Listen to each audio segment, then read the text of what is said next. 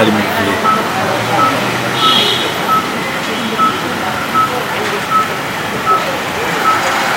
oyo gunzanke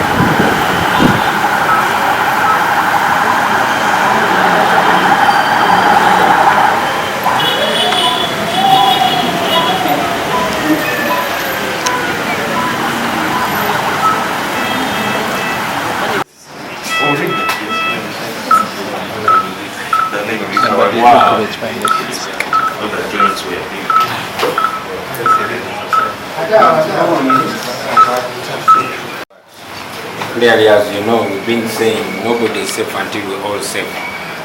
You fellow Ugandans are watching what they do to elected leaders. This is a mayor, and see what they did to him.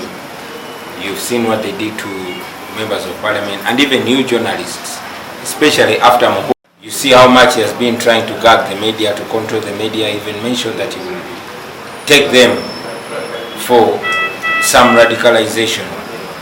But again, everything that's happening was he promised it, and it's happening.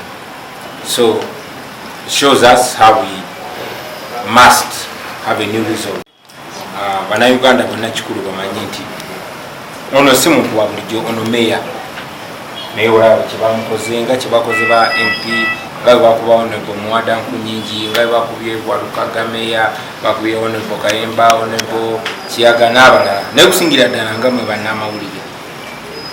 Mwalaba mutabani wa Museveni nga talina tteeka lyasongako bwe yagamba ajja beetaaga mwena ekyakwazi babayigiriza engeri gye mwagalamu ensi yammwe, n'ajja n'agamba ajja bakuba embooko, era yasindisa abantu ne babakuba embooko nga bakulemberwa Balamu ne Nambanja. Abalabye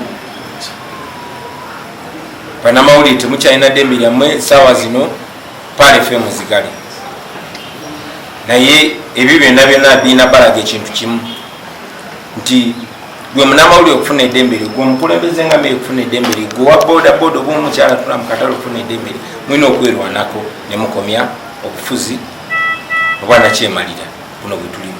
So bino tebikwata ku Kyagulanyi oba NUP oba Ssenyonyi oba Lubongoya ne babayali nabo, bino bikwata ku buli Ssekinoomu, Ssebo Nnyabo, omuto omukulu, byenkwatako tebyenkwatako, fenna tunulya tuli erimu. Naye twebaza nnyo nnyini abantu b'e Kawempe abalaze nti kyonna kyonna osobola okikola naye tosobola kukyusa ndowooza y'abantu oba bafuga nga tebakkiriza.